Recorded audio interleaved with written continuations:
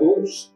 O Museu da História da Medicina tem o prazer em apresentar a sua última atividade do projeto Maturidade Ativa deste ano. Esse projeto foi pensado para construir um novo significado para o envelhecimento humano. E o Museu da História da Medicina, através da Maturidade Ativa, realizou atividades com foco na saúde e bem-estar social do público idoso. O Museu da História da Medicina do Rio Grande do Sul completou 13 anos no dia 18 de outubro, Dia do Médico, e tem a sua sede na Avenida Independência, número 270, no prédio histórico do Hospital Beneficência Portuguesa de Porto Alegre, ao lado da Igreja Nossa Senhora da Conceição. Nessa última live do ano, eu, como presidente da Associação dos Amigos do Museu, quero enaltecer o trabalho e agradecer à equipe do museu, a coordenadora Simone Correia, a museóloga e historiadora Ângela Pomati, a historiadora e pedagoga Gláucia Kunzer, os assistentes Jéssica Vigano e Vitor Roldão, além dos 6 estagiários dos cursos de História e Museologia que auxiliam na construção das atividades educativas, no cuidado com o acervo e na pesquisa para as exposições, mesmo em tempo de pandemia. A todos eles, meu sincero muito obrigado. Hoje estaremos abordando o tema Cuidados com a Pele na Terceira Idade. Temos a presença especial da doutora Mônica Zexmeier-Berg, que é médica especialista em dermatologia, titular pela Sociedade Brasileira de Dermatologia e a Associação Médica Brasileira, e atua em dermatologia clínica, em cirurgia dermatológica e cosmetria, que é estética. A palavra, doutora Mônica, está com a senhora. Obrigada, doutor Robinski. Vamos falar então um pouquinho sobre pele. Pele e terceira idade, né? Então, antes mesmo da gente falar sobre a pele especificamente, a gente tem que pensar um pouco as quantidades da população de terceira idade que a gente tem no Brasil e no mundo. No mundo, a gente tem duas estimativas duas estatísticas já realizadas. Lá em 1950, nós tínhamos 200 milhões de idosos no mundo. Em 2015, isto é, 65 anos depois, essa população se multiplicou em quase 5 vezes, 900 milhões de idosos. E se estima que lá em 2050, isto é, daqui a 30 anos, a gente tenha uma população bastante grande de idosos passando desses números, indo para um número maior de 2 bilhões de pessoas acima de 60 anos de idade. É bastante gente. E por isso a gente tem muitos assuntos relacionados à terceira idade para a gente cuidar. No Brasil, nós temos 2 estados em que tem algumas áreas que mais de 20% da população é acima de 60 anos.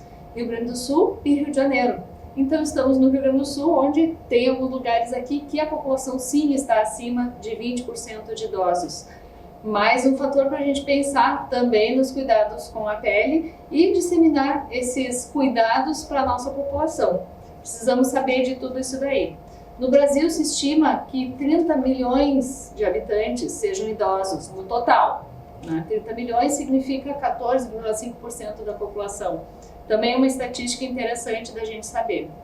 Mas vamos primeiro entender o que é a pele, como ela é dividida, como ela é constituída e para que ela serve, para depois a gente saber como cuidar de todo esse nosso órgão. A pele ela é o maior órgão do corpo humano. Este maior órgão do corpo humano, ele representa cerca de 15% do peso corporal. É uma quantidade expressiva, né? 15% do peso corporal é uma quantidade bem importante para a gente ter um cuidado importante com essa pele. A pele é composta de 3 camadas. 3 camadas que, então, se dividem em epiderme, derme e hipoderme. Pensando em alturas, a epiderme é a parte superficial, a derme é a parte média e a hipoderme é a parte inferior dessa pele.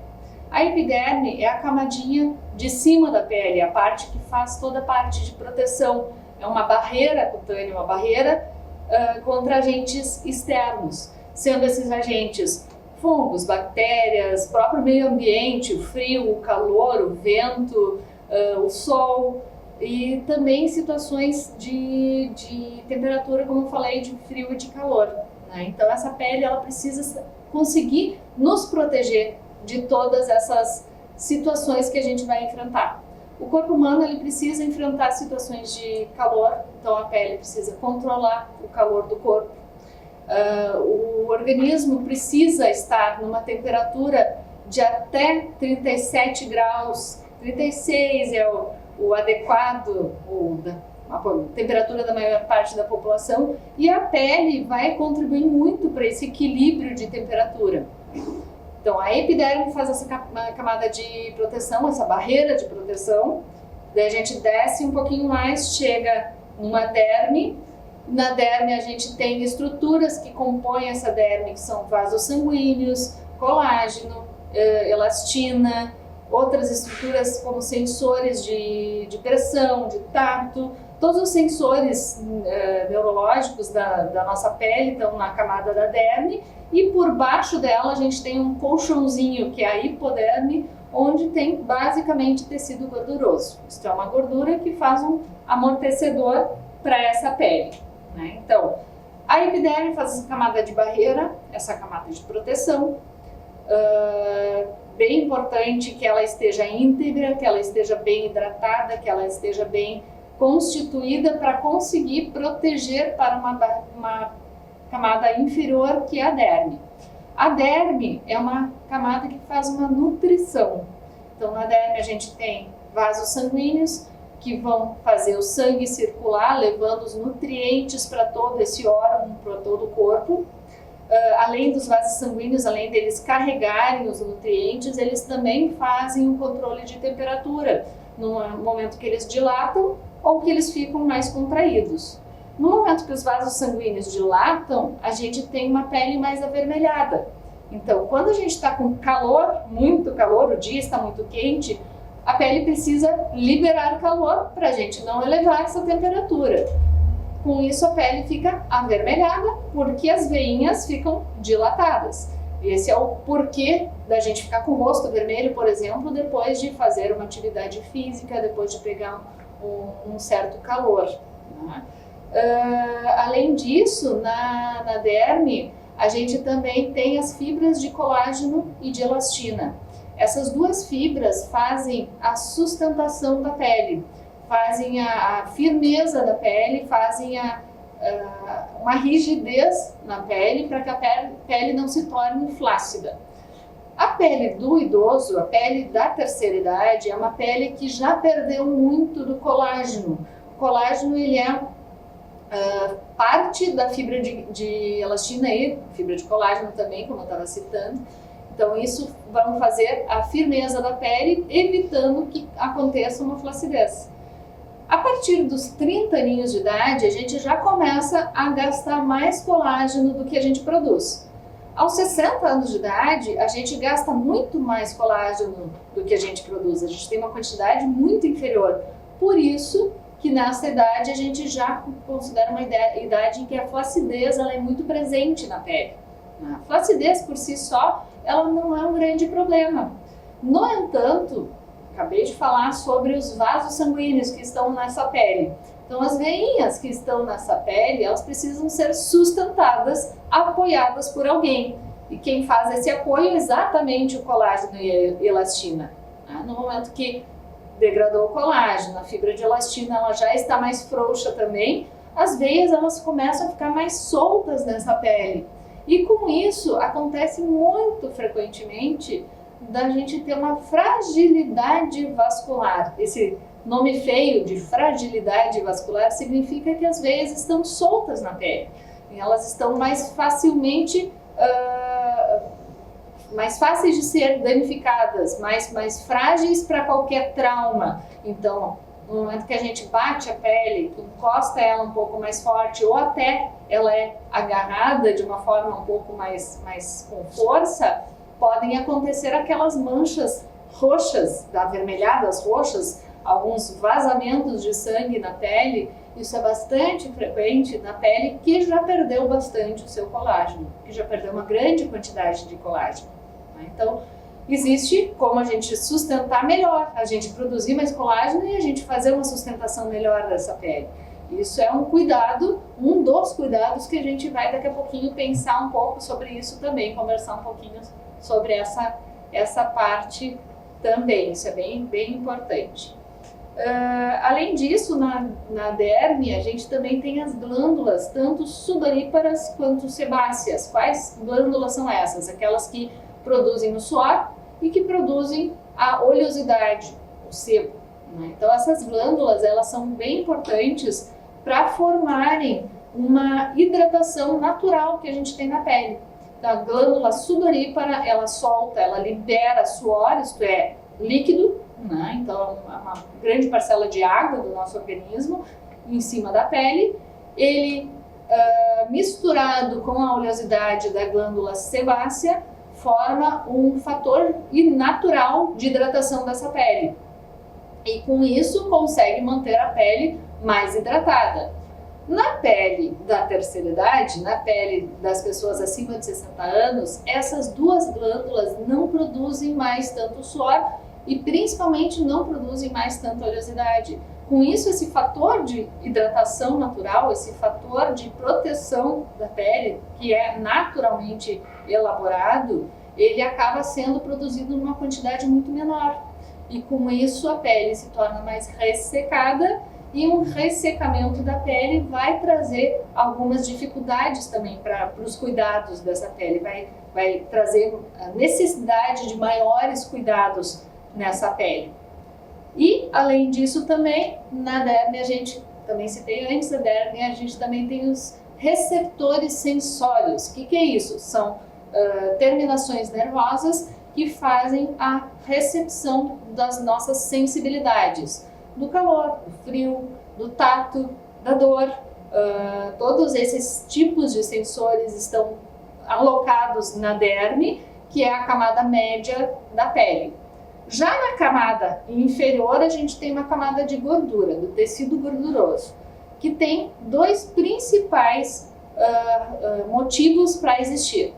O primeiro deles é fazer uma sustentação, é fazer um colchãozinho, como eu falei antes, então ela faz um acolchoado em toda a pele, em todo o corpo. Tem locais onde a gente tem maior quantidade de gordura, que normalmente são os locais de maior pressão, por exemplo, nas nádegas, né? E tem outros lugares que a gente tem menor quantidade de gordura. Por exemplo, no rosto, na testa, a gente não tem uma quantidade muito expressiva de gordura, mas uma pequena camada de tecido gorduroso, inclusive na testa, que é um lugar a gente acha que existe pele e um osso logo embaixo, existe uma gordurinha ali por baixo também. Então, em toda a pele a gente sempre tem essas três camadas: a camada superficial, que é a epiderme, a camada média, que é a derme, e a camada inferior, que é a hipoderme, sendo as três super importantes. E a segunda necessidade da gordura do nosso organismo é também fazer o contorno do nosso corpo, né? Então é por quantidade de gordura também que a gente acaba fazendo todo o contorno do corpo, né? Isso é uma estrutura bem importante que faz parte da estrutura da nossa pele. Então a nossa pele, ela tem, como eu já estava falando, várias funções importantes, sendo que a gente tem que considerar 4 funções as principais. A primeira delas é a barreira, que a epiderme vai ser uma das principais camadas para essa parte da barreira da pele. Ela faz uma barreira para qualquer agente externo que vá nos atingir, tentar nos prejudicar ou beneficiar. Então a pele, essa epiderme, vai fazer a parte da barreira. A pele faz a produção da vitamina D. Essa parte da produção da vitamina D, depois a gente vai detalhar um pouquinho mais sobre isso. Ela regula a nossa temperatura corporal, né? Isso é muito importante, é um fator extremamente importante para toda homeostase, isto é, todo o equilíbrio do nosso corpo e das nossas estruturas e funções do nosso organismo. Nós precisamos ter uma temperatura controlada, né? Então a pele, ela faz uma parcela muito importante nessa regulação da temperatura, e é um órgão sensorial. Todos os sensores, a grande maior parte dos sensores está ligada à pele, nessa estrutura ali da derme, onde a gente vai ter o tato, a temperatura, a dor, a pressão, todos esses vão estar na parte da derme. Vamos conversar um pouquinho então sobre doenças da pele. No momento que a gente não tem essa homeostase, esse equilíbrio, a gente vai chegar num fator de doença da pele. A pele da terceira idade é uma pele mais sensível a doenças. Por que isso? Porque é uma pele, um órgão que está exposto à temperatura, ao ambiente, à radiação solar, e com isso ela acaba sendo danificada e ela acaba perdendo um pouquinho dessa capacidade de proteção que existe. E algumas estruturas dela acabam se modificando e com isso gerando doenças. Alguns anos atrás, em 2006, a Sociedade Brasileira de Dermatologia fez uma pesquisa entre os dermatologistas perguntando quais eram os principais problemas, principais queixas que chegavam no consultório médico da população da terceira idade. Então, os principais problemas que se identificou naquela época foram relacionados ao ressecamento da pele, relacionados aos tumores cutâneos, seja eles benignos ou malignos, e as micoses superficiais. Então, esses três foram os principais motivos porque uma pessoa com acima de 60 anos busca uma consulta com um dermatologista. E realmente é isso que acontece, né? Isso aí não é um dado qualquer, isso é uma pesquisa que foi realizada aqui no Brasil e é o que a gente enxerga no nosso dia a dia em consultório médico, né? Então, falar dessas três básicas primeiro, depois a gente comenta sobre alguma outra coisa. Primeira coisa, em relação ao ressecamento da pele. Como eu falei antes, a gente produz tanto líquido quanto gordura, que são fatores de hidratação natural da pele. Esse líquido, essa gordura, a partir de 60 anos, a produção está reduzida. E existem alguns locais do nosso organismo que a produção está mais reduzida. Então, por exemplo, as extremidades, os braços, as pernas, são os locais onde a redução é bem importante. E são locais onde a pele se torna muito ressecada. O ressecamento da pele, então, ele é muito mais expressivo nas extremidades, nos braços e nas pernas, onde, por falta dessa oleosidade e dessa hidratação da pele, do suor que existe na pele, a camada externa da pele, a epiderme, não recebe uma camadinha de proteção natural. E com isso, o ressecamento vai promover que essa pele fique mais frágil, mais sensível a alguns agressores externos. Esses agressores externos, eles vão nos trazer doenças como micoses, algum trauma, vai ser mais fácil de machucar essa pele, podendo gerar até uma úlcera, por exemplo, nas pernas. Isso é bastante frequente a partir da terceira idade, bem mais frequente, inclusive. Então, no momento que a pele não está muito hidratada, ela não consegue ter uma resistência suficiente para aguentar um trauma simples, um arranhado da pele, por exemplo. E além disso, tem outra queixa muito frequente em consultório, que é prurido. Prurido é coceira. Coceira, ela é bem presente na população da terceira idade, principalmente nos braços e nas pernas. Por vezes também na barriga, nas costas, nos ombros, mas o mais presente realmente é braços e pernas, por conta deste ressecamento. Então, para a gente conseguir hidratar essa pele, como é que a gente consegue fazer? Em primeiro lugar, a gente tem que evitar de tirar a oleosidade da pele. A pele já não tem muita oleosidade, ela já tem uma oleosidade reduzida. Então, por exemplo, tomar um banho muito quente, muito demorado, o que esse banho vai fazer? Ele vai derreter a oleosidade da pele. Ele vai acabar eliminando uma oleosidade que já tem uma quantidade muito pequena. Então, o banho, em qualquer idade, isso não é só na terceira idade. Em qualquer idade, o banho ele deve ser numa temperatura morna para quente, não muito exagerada.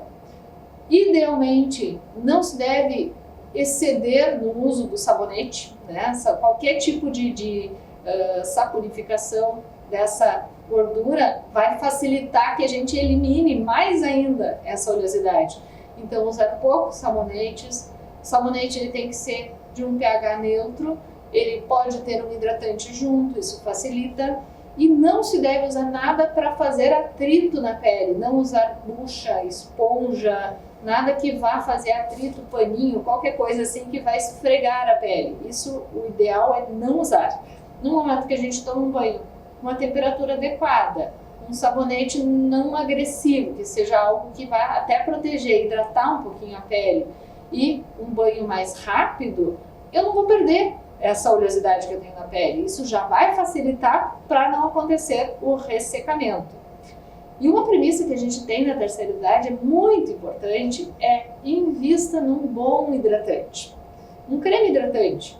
Né? Então, existem cremes hidratantes de várias marcas, existem os manipulados, os produtos que são industrializados também, diversos, comuns, mais baratos, mais caros, tem diversos produtos, e esses hidratantes, eles têm que ter uma capacidade adequada de fazer principalmente três coisas. Ele tem que ser umectante, isto é, ele tem que trazer umidade para a pele, ele precisa fazer uma camada de barreira para a pele não perder esta hidratação, né? Tem que evitar que a pele vai evaporar muita água, tem que sustentar esta água.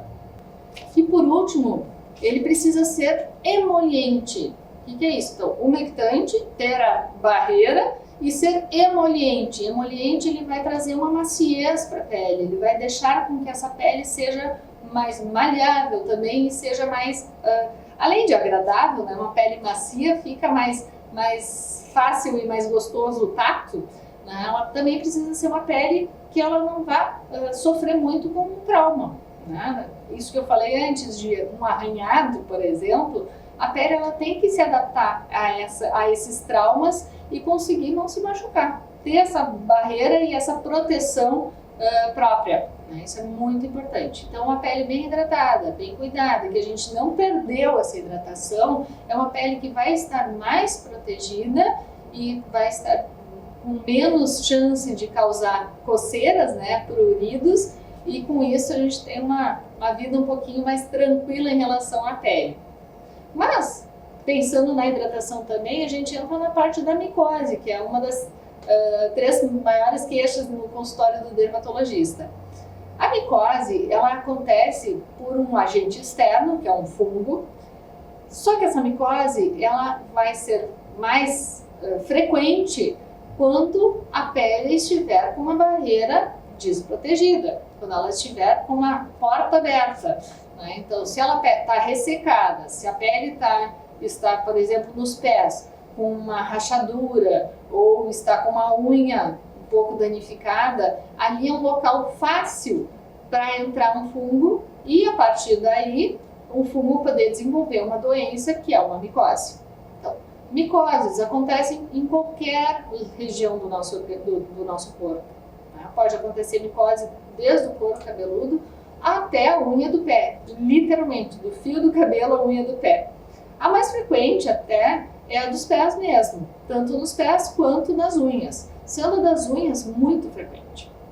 Uma micose de unhas, ela demora muito para ser tratada, mas ela precisa ser cuidada e precisa ser tratada, porque uma unha danificada, ela de novo vira uma porteira aberta para alguma coisa entrar por ali. No momento que a gente está na faixa da terceira idade, a circulação do corpo, a circulação da pele, aquelas veinhas que já estão frouxas em cima da pele, essa parte de circulação, ela está mais frágil. Ela não está fazendo a sua função da forma mais adequada. E no momento que a circulação não está tão adequada, pegar uma micose significa adquirir uma micose, desenvolver uma micose, significa deixar essa pele mais frágil e com uma circulação mais lenta, a recuperação ela é mais lenta, tendo a chance, por exemplo, de desenvolver algum outro tipo de doença, até uma doença por uma bactéria, algum outro bichinho oportunista que possa danificar essa pele, danificar o organismo. Então, micose de unha, tem que tratar, tem que cuidar. Vai ser demorado o tratamento? Sem a menor dúvida vai ser demorado. Mas ele tem que ser cuidado, associar o tratamento de um podólogo também é importante, mas verificar com um dermatologista se existe necessidade de uso de alguma medicação ou algum cuidado extra para que a gente tenha uma recuperação mais rápida dessa micose, evitando algum tipo de dano futuro, alguma bactéria, alguma coisa que possa gerar até algum problema maior. Voltando para o ressecamento, de novo a fragilidade dessa pele. Ela não está muito bem tratada, ela pode não estar muito maleável e com isso um trauma simples pode gerar um machucado, uma úlcera. E esse machucado não cicatriza tão facilmente, né? Então é um machucado que vai demorar para recuperar e o auxílio de tratamentos, de algumas técnicas de curativos, por exemplo, algumas técnicas de recuperação desta pele vão facilitar com que a gente tenha a recuperação dessa úlcera. Úlcera é um tipo de lesão muito frequente na pele do idoso, principalmente nas extremidades, principalmente perto do ossinho lá do pé, né? Então, dos maléolos, que a gente chama o nome desse ossinho. Então, é um local muito frequente de dar úlcera, porque lá é uma região onde a circulação não está muito adequada, a gente já tem uma dificuldade de nutrição dessa pele, a pele ressecada favorece um machucado, um mínimo trauma, e com isso a gente pode ter um problema de circulação e de úlceras. As úlceras cuidadas e tratadas, elas também recuperam de uma forma relativamente lenta, mas é bem importante a gente fazer o tratamento delas, evitando algum problema futuro também. Outra queixa muito frequente no consultório são os tumores da pele. Então, a pele do idoso, a pele da terceira idade, é uma pele que já sofreu com várias agressões durante a vida toda. São 60, 70, 80, 90 anos de uma radiação solar incidindo sobre essa pele. Então a gente verifica num exame em casa bem rápido, a gente consegue verificar esse dano da pele. A pele do rosto, ela é muito diferente, por exemplo, da pele do meio das coxas, né, debaixo do braço, que é uma pele que não pega uma radiação frequente. A pele do dorso da mão, em cima da mão, é uma pele que tem manchinha, que ela está mais frágil, mais fininha, e é uma pele muito diferente da pele lá da barriga, por exemplo, onde não pega muita radiação. Então, a radiação solar é um dos grandes causadores dos tumores de pele, dos cânceres de pele.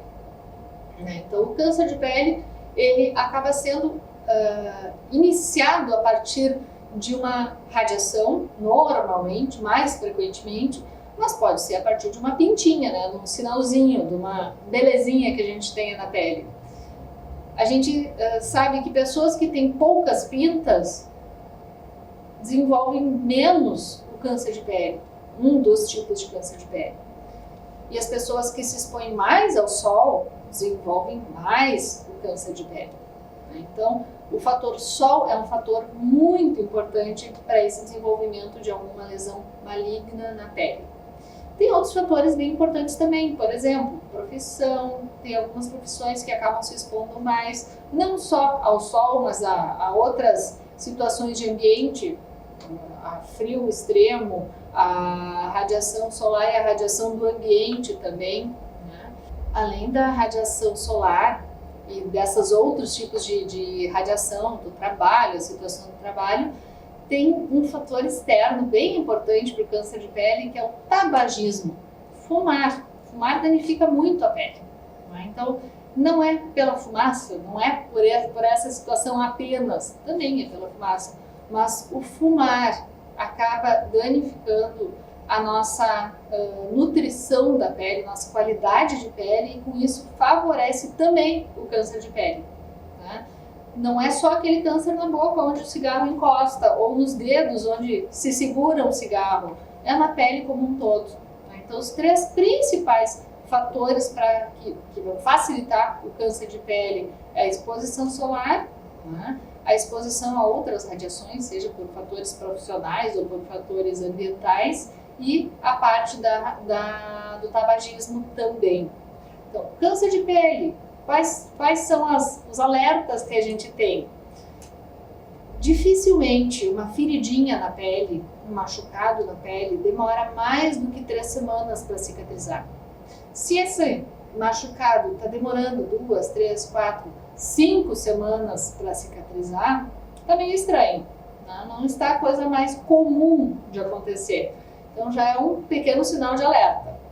Além disso, sinais da pele, manchinhas, pintas, começou a modificar de cor, modificar de tamanho, começou a modificar de estrutura, de profundidade, de altura, enfim, alguma alteração visível e rápida. O que significa rápida? Em um mês alterou muita coisa, foi visível essa alteração, é um sinal de alerta. O que a gente precisa fazer? Ir no dermatologista. O dermatologista ele é o profissional adequado para a gente fazer essa análise dessas situações em que a pele não está cicatrizando de uma forma adequada, que tem um sinal que está alterando, que alguma coloração está diferente. Vai no dermatologista, o dermatologista ele vai fazer um exame, geralmente ele vai utilizar um dermatoscópio, né, fazer uma dermatoscopia da pele, e com essa dermatoscopia ele consegue analisar as camadas da pele, a estrutura dessa pele e principalmente como vai ser a evolução dessa pele. Se é um sinalzinho que está modificando, ele está modificando porque é o que ele iria acontecer de qualquer jeito, né? Os sinais modificam ao longo da vida. Ou se ele está modificando porque realmente tem uma estrutura ali que está diferente, que está virando um câncer de pele, né? Então, é adequado fazer essa análise com o dermatologista e a partir daí ele consegue fazer todo esse diagnóstico do câncer de pele e conseguir, além de diagnosticar de uma forma precoce, quanto antes, qualquer tipo de câncer consegue ser identificado cedo, precoce, ele consegue ser tratado de uma forma mais adequada e a recuperação ela acaba sendo muito melhor e normalmente completa. Então, o câncer de pele identificado cedo, o tratamento dele ou de forma cirúrgica ou de forma clínica, ele é um tratamento que vai ter um efeito melhor, vai ter um resultado melhor e muito provavelmente chegar a uma cura sem deixar nenhum tipo de sequela. Talvez fique uma cicatriz, mas se a cicatriz vai ser a única sequela, isso não é um grande problema, né? Então é preferível ter uma mínima cicatriz, pequenininha, porque se identificou um câncer de pele cedo, do que ter uma lesão que a gente não sabe o que está acontecendo e não sabe o que é a evolução dela. A maior parte dos cânceres de pele, ele é um tipo de lesão que fica limitado à pele, que não vai ter nenhuma influência interna, que não vai ter metástase, que não vai ter, não vai passar para outros órgãos. Geralmente, a maior parte mesmo, mais de 85%, 90% dos cânceres de pele, eles são limitados à parte superficial da pele, a essas 3 camadas, e geralmente essas 2 camadas, epiderme e derme, e no momento que ele é tratado ali, ele não vai ter um grande problema para o organismo. Ele vai ser localmente tratado, retirou o tumor, tratou essa parte do câncer e está curado, está resolvido. Não tem por que a gente ficar levando isso para a vida, sendo sempre uma dúvida para onde está levando esse tipo de lesão. Enfim, vamos falar um pouquinho de vitamina D, né? A gente sabe que a vitamina D ela é produzida na pele a partir da radiação solar, né? Então, e aí, o que eu vou fazer? Eu preciso pegar sol, eu preciso me expor à radiação por conta da vitamina D, mas ao mesmo tempo essa radiação vai causar o meu câncer de pele. O que eu vou fazer? Isso é meio complexo mesmo, essa é uma dúvida bem frequente no consultório. A radiação solar que produz a vitamina D, ela é uma radiação que está presente no nosso dia entre as 10 horas da manhã e as 3 horas da tarde. A gente sempre escutou a vida inteira que esse é o pior sol para pegar, porque é o sol que causa o câncer de pele. Isso é verdade, né? Então, o mesmo sol que faz a vitamina D é o sol que causa o câncer de pele. E aí? Cada vez mais difícil essa decisão, né? Então, vou me expor um pouquinho e produzir um pouquinho de vitamina D? Vou me expor muito e produzir muita vitamina D? Isso não é uma verdade. A vitamina D, para ser produzida de uma forma adequada, a gente não precisa ter uma grande exposição solar. Vou usar protetor solar? Não vou usar protetor solar? Idealmente, principalmente o idoso tem que usar um protetor solar, sempre que for se expor ao sol. Mesmo que precise da vitamina D. Vitamina D, a gente consegue colocar ela para o nosso organismo, né? Ingerir ela, tem suplementação de vitamina D, e o dano entre se expor ao sol e ter um câncer de pele ou precisar tomar uma vitamina D, a gente fica numa balança muito difícil de ter uma definição. A Sociedade Brasileira de Dermatologia defende que a gente faça uma proteção da pele de forma adequada, não se exponha das 10 às 3 da tarde, das 10 da manhã às 3 da tarde, isto é, não pegue aquele sol que é o melhor para a vitamina D, por conta de proteger para o câncer de pele. Então essa proteção, ela acaba sendo mais benéfica, porque a gente sabe que a vitamina D pode ser recolocada de outra forma. A gente pode fazer uma suplementação de vitamina D e com isso a gente fica tranquilamente protegido do câncer de pele, já que a gente não se expôs naquele pior sol do dia. Mas de qualquer forma, idealmente a proteção ela tem que ser bem efetiva em todas as áreas expostas ao sol. Então a minha blusa protege até a metade do braço, o resto do braço tem que estar protegido, tem que usar um protetor solar. Proteger o rosto, proteger o pescoço, orelhas, né? A parte de trás do pescoço também é bem importante de ter essa proteção com o protetor solar. O fator 30, por exemplo, é um fator de proteção muito adequado para a gente utilizar no nosso dia a dia. A gente tem uma ideia sempre que o protetor solar ele é só usado lá na praia, lá na piscina, só quando estiver efetivamente exposto ao sol. Mas a gente vai caminhar da nossa casa para a casa da vizinha. Esses 50 metros, esse pouquinho de exposição, a gente já está botando a pele em contato direto com a radiação solar. Então, idealmente, usar um protetor solar no dia a dia. Né? Acordar de manhã, já aplicar o protetor solar para a gente ficar protegido dessa radiação. Então, para a Sociedade Brasileira de Dermatologia, o que a gente tem é esta colocação, que é melhor que a gente faça a proteção da pele em relação ao câncer de pele e que, se necessário, a gente faça a reposição de vitamina D com uma suplementação ou uma alimentação adequada. Tem alguns peixes que facilitam a absorção de cálcio, por exemplo, salmão, sardinha, são peixes que realmente facilitam essa absorção. Pode-se aumentar a ingesta desse tipo de alimento, né? E com isso a gente tem uma melhor absorção de cálcio e não ter a necessidade de se expor ao sol nesses horários que não são muito adequados, pensando nos cuidados da pele. Então, Rovinski, depois de falar da estrutura da pele, falar de algumas alterações da pele, de falar algumas doenças, não tem como falar todas, a gente tem mais de 3.000 doenças de pele que a gente pode ter, então nunca a gente vai conseguir falar de todas elas, mas a gente falou das principais aqui, as que são as mais frequentes mesmo.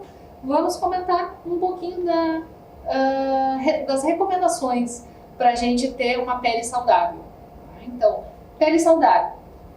Super importante a gente ter uma alimentação adequada. Nutricionalmente, se a gente fizer uma ingesta de vitaminas, de proteínas, ingerir carne, fazer uma ingesta bem equilibrada de verduras, de frutas, isso já vai nos trazer uma nutrição adequada para a estrutura da pele. Né? Já é um bom começo para ter uma pele bastante adequada e bastante saudável. Além disso, a parte da hidratação. A gente deve tomar 2 litros de água ao dia. Isso é um meio número mágico, assim. 2 litros é uma quantidade bastante adequada que a gente deveria beber diariamente para a gente ter a pele bem hidratada e para a gente ter um funcionamento adequado também da parte digestiva. No momento que a gente faz uma ingesta boa de água, a gente vai ter uma absorção melhor dos nutrientes, a gente vai ter uma eliminação mais adequada também, vai evitar problemas de constipação e de outras dificuldades. A gente sabe que o idoso ele tem mais dificuldade nessa parte de ingerir água. A água não tem muito gosto mesmo, né? Não tem gosto, na verdade. Então, pode tomar uma água saborizada? Claro que pode. Pode ser um chá? Lógico que pode. A gente tem que fazer uma hidratação. A gente tem que tomar água. A gente tem a água que a gente toma, um copo de água mesmo, mas a gente tem a água nos alimentos também, nas frutas, no leite. A gente tem outras situações que a gente também está ingerindo água. Tá? Então, isso também conta para essa quantidade dos 2 litros. Fazendo uma ingesta adequada de água, a gente realmente tem uma homeostase, um equilíbrio melhor desse organismo. Além disso, essa parte da proteção solar, isso é muito importante. A pele do idoso ela é uma pele mais sensível. A gente já falou que as camadas elas já não estão com uma estrutura tão adequada. Elas estão com uma hidratação um pouco reduzida. Elas já sofreram danos durante a vida toda. São vários anos de acúmulo de danos nessa pele. Então, fazer uma proteção solar adequada é interessante porque a pele está mais suscetível a ter queimaduras, a ter problemas em relação a essa parte do sol, da radiação solar. Além disso, se a pele estiver bem hidratada, não só com o que a gente está tomando de água, mas com um creme que a gente está passando, com um hidratante que a gente está passando, uma loção hidratante, um creme hidratante, a gente vai ter essa pele mais protegida, mais resistente, evitando alguns tipos de doenças. A gente comentou aqui que a pele, se ela estiver malhável, se ela estiver com uma emolência boa, né, então mais malhável, ela não vai se machucar tão fácil, né, a gente vai ter uma resistência maior dessa pele, vai ter uma barreira nessa pele, vai ser mais difícil a gente adquirir infecções, por exemplo, as micoses, as bactérias, então isso acaba sendo bem mais difícil de adquirir e a gente acaba tendo uma proteção melhor e uma proteção mais adequada. Além disso, pele, como a primeira coisa que eu falei aqui, então a pele ela é o maior órgão do nosso corpo, né? Então, como sendo o maior órgão do nosso corpo, a gente deve olhar para ela, inspecionar a nossa pele, cuidar se existem algumas manchinhas surgindo, cuidar se alguns sinais estão modificando. A gente falou do câncer de pele, que alguma alteração de coloração, de tamanho, de consistência de um sinal pode ser um indicativo de um câncer de pele. Então, se a gente faz o nosso autocuidado, nossa autoavaliação, também é algo interessante para nos chamar a atenção se a gente precisa buscar ou não um cuidado com um dermatologista, uma avaliação das pintas, das manchas, enfim. Idealmente, a gente deveria, uma vez por ano, pelo menos, passar numa consulta com o dermatologista para avaliar nossas pintas. Isso é uma recomendação que a gente tem para a gente conseguir saber como é que é a composição dessas pintas e saber o que é a evolução delas, se elas podem acabar, se elas têm uma maior chance de desenvolver um câncer de pele ou não. Né? Então, se a gente faz essa avaliação anual, a gente está mais protegido também. Mês de dezembro agora é um mês que a gente considera o mês, o dezembro laranja. Dezembro laranja é uma campanha que a Sociedade Brasileira de Dermatologia faz para chamar a atenção para o câncer de pele. Então, nada mais adequado que a gente pensar em dezembro, que é um mês que a gente, no nosso verão, se expõe um pouco mais, olhar para o nosso corpo, né? Olhar para nossas pintas, olhar para nossas manchas e, vendo qualquer tipo de alteração, qualquer tipo de lesão, de mancha, de sinal, que a gente acha estranho, buscar auxílio, buscar o médico para avaliar adequadamente e ter certeza que não está desenvolvendo um câncer de pele. Isso é bastante importante. E outra alteração que é importante a gente cuidar, das pernas principalmente, a situação vascular, a parte das varizes, a parte de inchaços de perna. No momento que eu tenho uma circulação reduzida, aumenta a minha chance de ter alguma lesão em área de trauma, né? Por exemplo, nas pernas, causando uma úlcera, como a gente falou antes, né? Ou até a parte das micoses. Elas são mais facilmente desenvolvidas, né? Elas desenvolvem mais facilmente essa micose no momento que a circulação não está tão adequada. Então, cuidar essa parte circulatória também, essa parte vascular, se a perna está inchando, se a pele está ficando com varizes aparentes, isso é outro alerta, né? Outra necessidade da gente ter um cuidado maior. E por fim, para fechar essa nossa conversa aqui, então eu acho bem importante deixar um recado que a gente precisa cuidar da nossa saúde, a gente precisa nos avaliar, nós precisamos ter esse cuidado. Então é importante que a gente passe pela avaliação médica, é importante que o médico seja o nosso companheiro, né? A gente precisa ter um médico que a gente faça o acompanhamento sequencial da nossa saúde como um todo, não somente na parte da pele, mas na saúde como um todo. E um organismo que está bem equilibrado, que está bastante nutrido, hidratado, esse organismo ele vai estar mais protegido.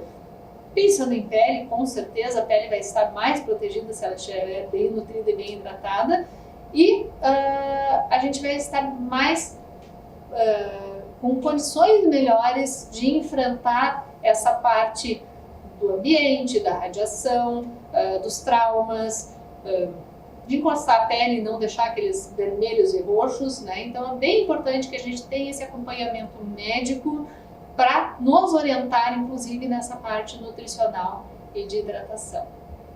Obrigada, Albinsky, pela oportunidade e estou à disposição também para algumas dúvidas que surgirem, pode me contatar. Obrigado, doutora Mônica, pela excelente aula.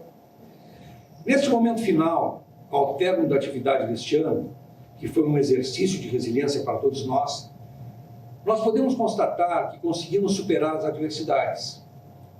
O mundo se reinventou e buscou um novo formato para aproximar a sociedade das nossas atividades, mesmo que à distância.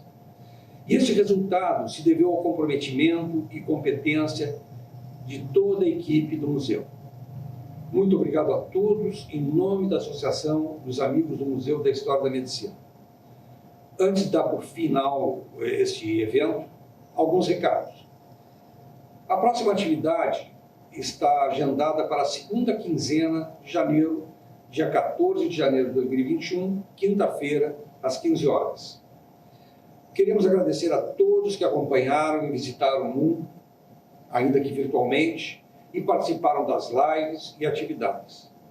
Contamos com vocês no próximo ano, avise seus amigos, nós gostaríamos muito de continuar trabalhando dessa forma, ampliando o nosso público-alvo. Continue prestigiando e acompanhando o museu pelas redes sociais, pelo Instagram, pelo Facebook e agora também pelo nosso novo site www.mun.org.br.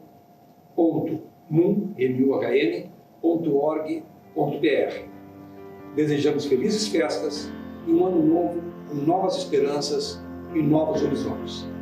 Até lá!